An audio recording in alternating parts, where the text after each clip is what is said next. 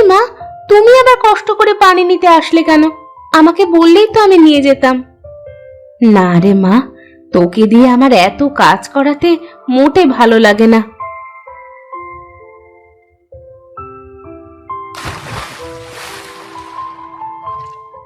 মা, আমার তো কাজ করতে কোনো কষ্ট হয় না, তুমি খালি খালি এমনটা ভাবো। আমি সবই বুঝি রে মা, তুই কত ভালো, আর তোর বোন দুটো হয়েছে বদের হাড্ডি। বাড়িতে এক কুড়ো কাজ করে দেওয়ার কোনো নাম নেই, সারাক্ষণ দুজনে ঝগড়াঝাটি করতে থাকে। দেখবে মা, একদিন ওরা ওদের ভুল বুঝতে পারবে। তুমি যাও মা, বাড়ির মধ্যে যাও, আমি আসতেছি।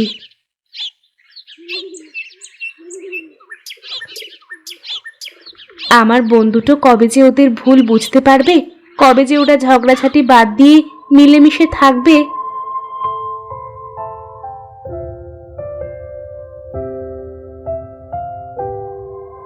এই মিতু, এই ঋতু, ওঠ, অনেক বেলা হয়ে গেছে, মা কিন্তু বকবে তোদের।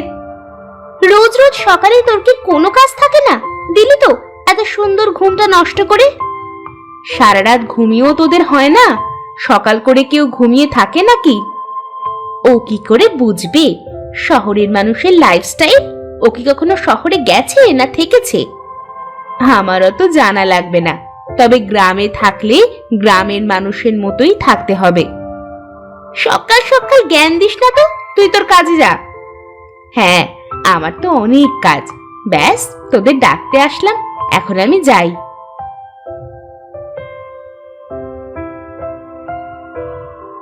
আজ সারাটা দিন যে কেমন যাবে কে জানে। ঘুম থেকে উঠেই ওই অপয়ার মুখ দেখতে হলো।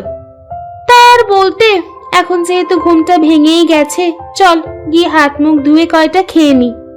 তুই এত খাওয়া খাওয়া করিস কেন রে? তোকে না বলেছি একটু কম কম খাবে, বেশি খেলে কিন্তু মোটা হয়ে যাবি, তখন আর তোর দিকে কেউ তাকিয়েও দেখবে না। তা ঠিকই বলেছিস তুই, চল চল এখন বাইরে যাই আগে, তা না হলে মা আবার কথা শুনিয়ে দেবে।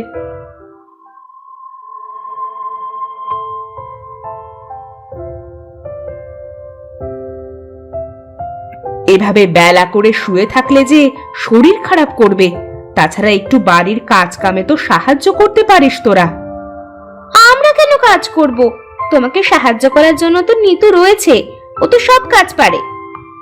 নিতু তো সব কাজ পারে, আমাকে ঘরের কাজে সাহায্য করে, কিন্তু তোরা তোরা তো শুধু বসে বসে খাস আর রূপচর্চা করিস। শোনো মা, বাইরে ধুলোবালির ভিতরে কাজ করলে আমাদের চেহারা নষ্ট হয়ে যাবে, আর রান্নার কাছে তো যেতেই পারবো না। বলি, কাজ কাম না শিখলে বিয়ের পরে শ্বশুর বাড়িতে গিয়ে কথা শুনতে হবে যে। কি যে বলো মা, আমাদের কি আর যে সে ঘরে বিয়ে হবে? দেখো, আমাদের বিয়ে করার জন্য রাজা বাদশার ছেলেরা সম্বন্ধ নিয়ে আসবে। হ্যাঁ মা, আর 4-5টা কাজের লোক থাকবে, আমাদের কোনো কাজ করতে হবে না। তোদের এই অহংকারের কারণেই না তোদের কপালে কষ্ট চলে আসে। বাজে বকো না তো মা, এখন খাচ্ছি, একটু শান্তিতে দুমুঠ খেতে দাও তো। আহ মা, এখন এসব কথা না বললে কি তোমার হতো না? চুপ করো, ওদের খেতে দাও। আর হ্যাঁ, ওরা কেন কাজ করবে? আমি তো তোমার সব কাজ করে দিই। থাক, আর আমাদের হয়ে সাফাই গাইতে হবে না, তুমি আগুনে ঘি ঢালার লোক। চল মিতু, আমার খাওয়া শেষ।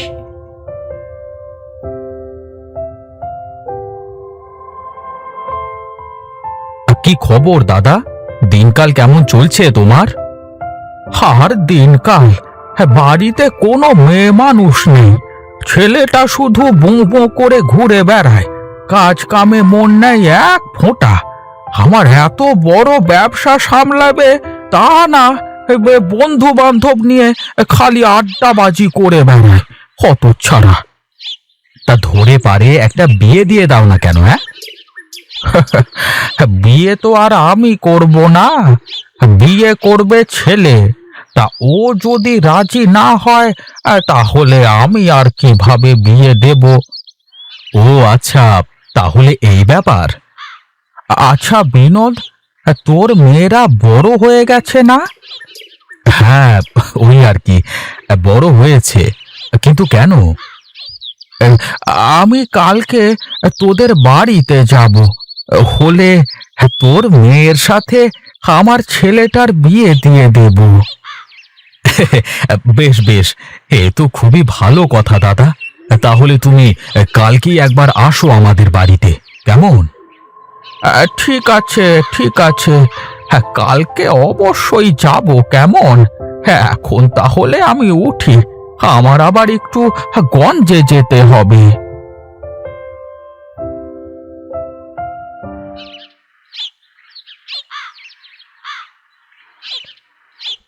তুমি চলে এসেছো বাবা?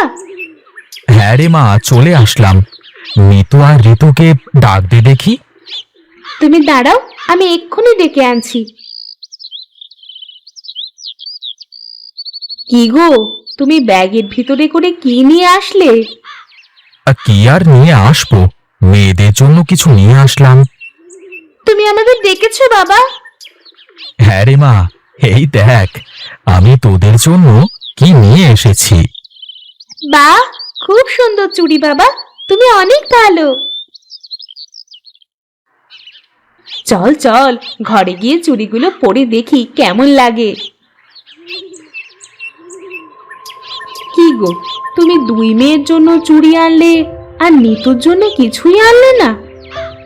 কে বলেছে তোমাকে যে আমার নিতু মায়ের জন্য কিছুই আনিনি? আমার নিতু মা তো ওদের মতো সাজুগুজু নিয়ে পাগল না, তাই আমি ওর চুল বাঁধার জন্য সুন্দর লাল ফিতা নিয়ে এসেছি। কই কই দেখি বাবা। জামা, ঘরে গিয়ে ফিতা দিয়ে চুলগুলো বেঁধে নে, দেখি কেমন লাগে। দেখ তো নিতু, আমাকে দেখতে কেমন লাগছে? বাহ, খুব সুন্দর লাগতেছে। আর আমাকে? দুজনকেই খুব সুন্দর লাগতেছে। তোরা তো এমনিতেই দেখতে অনেক সুন্দর, এই চুড়িগুলো পরে তোদের আরো বেশি সুন্দর লাগতেছে। বাহ, তোর হাতের ফিতাটা তো খুব সুন্দর, তোর জন্য এনেছি বুঝি? হ্যাঁ রে, বাবা আমার চুল বাঁধার জন্য এই ফিতেটা এনে দিয়েছে। তুই তো আর আমাদের মতো এত সুন্দরী না যে বাবা তোকে আমাদের মতো সাজার জিনিস কিনে এনে দেবে। আমারও তো সাজার শখও নেই। বল যে তুই আমাদের মতো সুন্দর না, তাই সাজিস না। আমাদের মতো সুন্দর হলে তো তুইও সাজদি। তোদের সাথে এই বাজে প্যাচাল পাড়তে আমার আর ইচ্ছে হচ্ছে না। তোরা থাক, আমি গেলাম। ফিতেটা দিয়ে চুলগুলো বেঁধে যা, তা না হলে তো বাবা কষ্ট পাবে।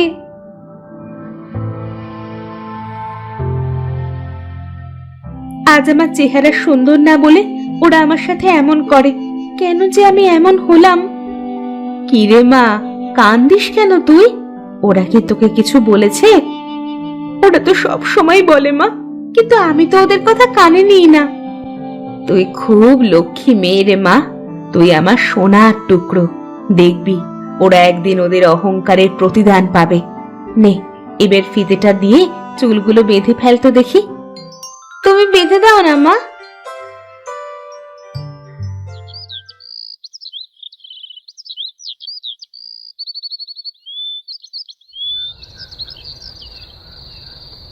কিরে নিতু, নিবি নাকি একটু ক্রিম মুখে?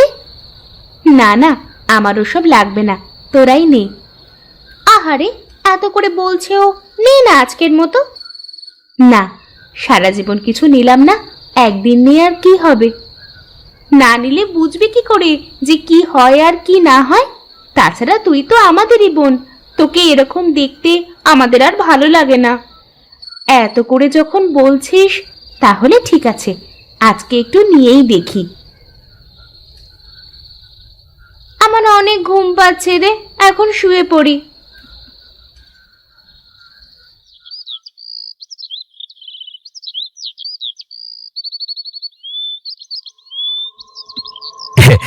তাহলে শেষমেশ আসলেনি আমাদের বাড়িতে দাদা? কি আর করব, যে করি হোক ছেলেটাকে এবার বিয়ে দিতেই হবে। চাটা কেমন হয়েছে দাদা? খুব সুন্দর হয়েছে, কতদিন এরকম চা খাইনি। সেই যে গিন্নি চলে গেল, তারপর থেকে বাড়িটা কেমন যেন ফাঁকা ফাঁকা লাগে। গিন্নি, যাও যাও, তুমি ঘরের ভেতরে গিয়ে মেয়েদের নিয়ে আসো। হ্যাঁ হ্যাঁ, আমি এক্ষুনি যাচ্ছি।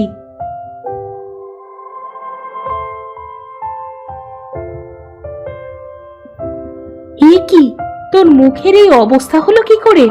মুখে কি মেখেছিস? মা, কাল রাতে ওরা জোর করে আমাকে একটা ক্রিম মাখিয়ে দিয়েছে। ওরাও মেখেছিল, কিন্তু আমার কেমন যেন লাগতেছিল, তাই রাতেই মুখ ধুয়ে ফেলি। দেখেছিস তো বেশি রূপচর্চা করতে গেলে কি হয়। এখন আমি ওনাকে কি বলবো? মা, আমরা আমাদের ভুল বুঝতে পেরেছি, তুমি নিতুকে সাথে করে নিয়ে যাও। হ্যাঁ মা, আমরা আমাদের এই কুৎসিত চেহারা নিয়ে মানুষের সামনে যেতে চাই নে। তুমি নিতুকেই সাথে করে নিয়ে যাও। দেখো নিতুকে কত সুন্দর লাগতেছে। নিতু সব সময় সুন্দর, তোরা তো তোদের এই চোখ দিয়ে কখনো দেখিসনি ওকে।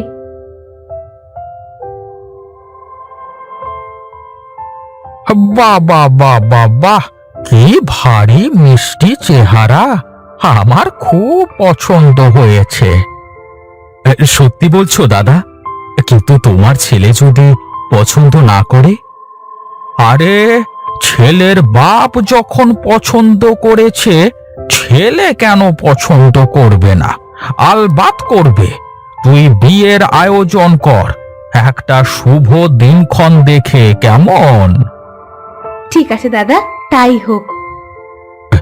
তা মা, তুমি সব রান্না বান্না কাজ কাম ঠিকঠাক করে পারো তো? তার বলতে দাদা, বাড়ির সব কাজ তো প্রায় ওই করে। আমাকে সব কাজে সাহায্য করে, আমি ওকে সব কাজ শিখিয়েছি। বাহ বাহ বাহ বাহ বাহ, তাহলে তাহলে এখন আমি চলি। হ্যাঁ, খুব তাড়াতাড়ি আবার দেখা হবে।